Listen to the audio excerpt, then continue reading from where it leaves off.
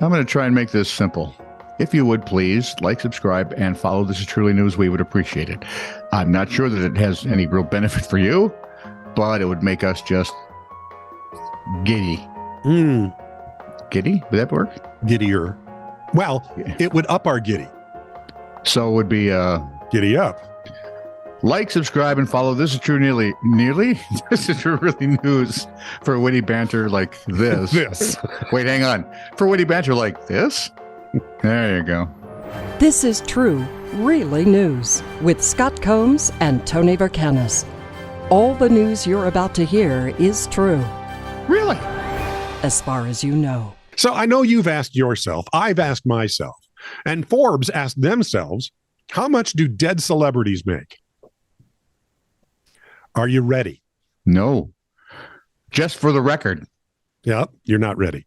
I have never in my life asked that question. Nor have I, yet maybe I'll ask. And I have never in my death either because, well, I haven't done that yet. I may then. No.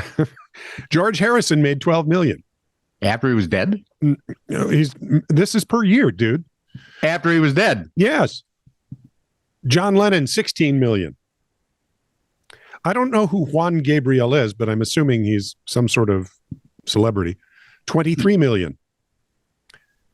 Charles Schultz, $24 million. Snoopy. Jeff Porcaro, drummer for Toto. Hold the line. $25 million. Dr. Seuss, $32 million. Leonard Cohen, $55 million. Michael Jackson, $75 million. James Brown, $100 million. Elvis Presley, $110 million. David Bowie, $250 million. Kobe Bryant, $400 million. And atop the list would be even guess. I don't even God. Close.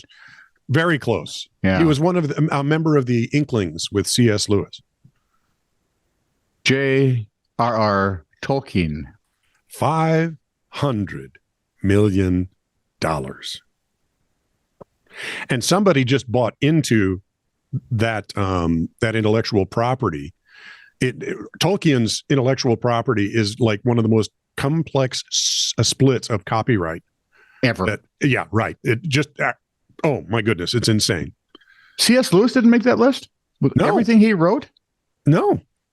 Well, he might be further, down the list. Yeah.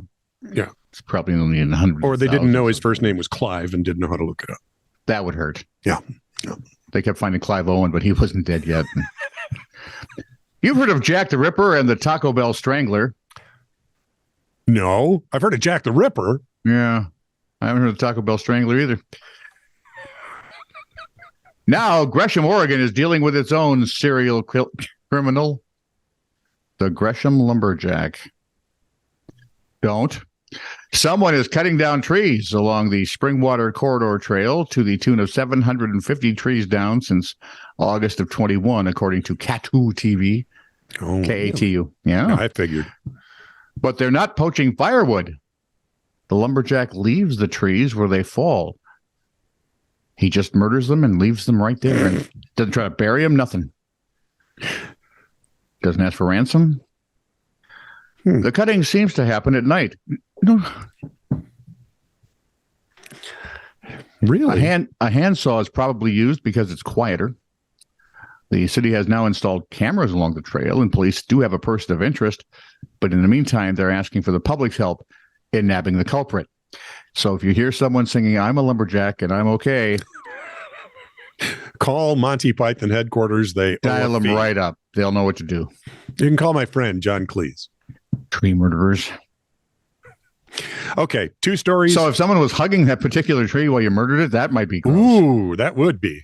There was a finger left. Two quick stories of stupid criminals. You ready? One. The scene is a winter night in Vienna, Virginia. Is a novel? No. Someone broke into a church and stole some money and property. At first, police were baffled. Then they casually looked around and noticed footprints in the fresh snow leading to and from the house next door. Shrewd.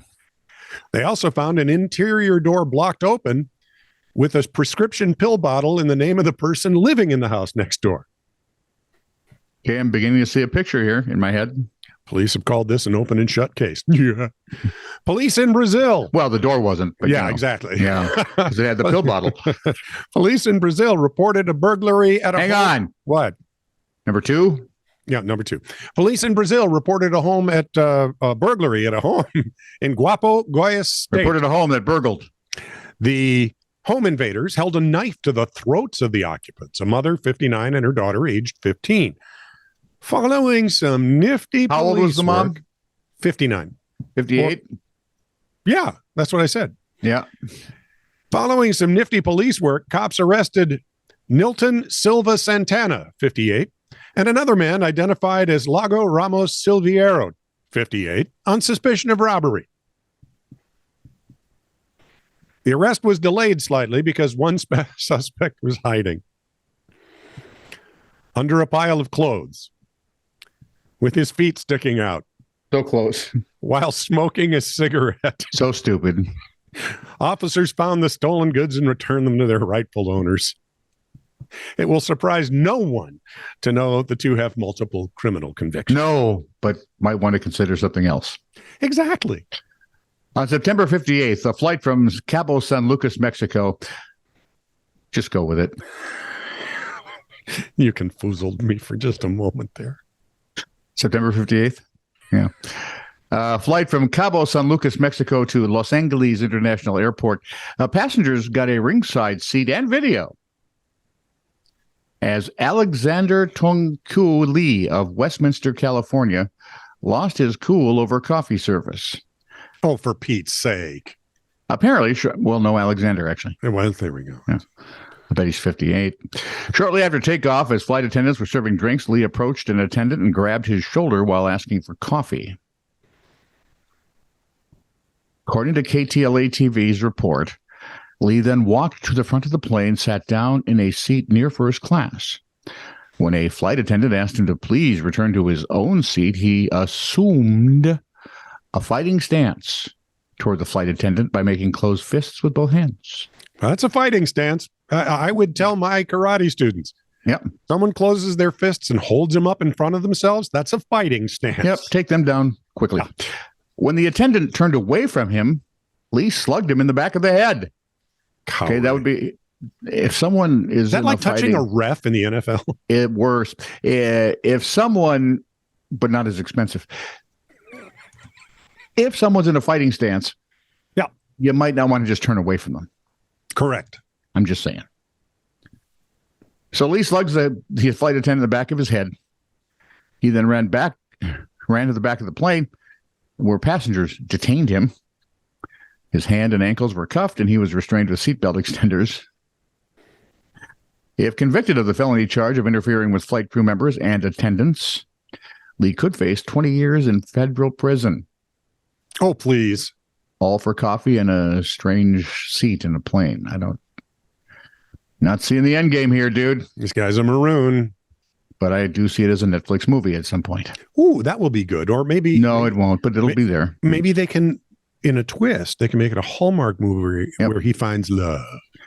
Or make it, they could turn him into a girl. Oh, yes. And the coffee into a martini. Sure. And the plane into a dog sled. It'd be like they do all the time with stuff now. This is true, really news. Send email to TITR@netradio.network.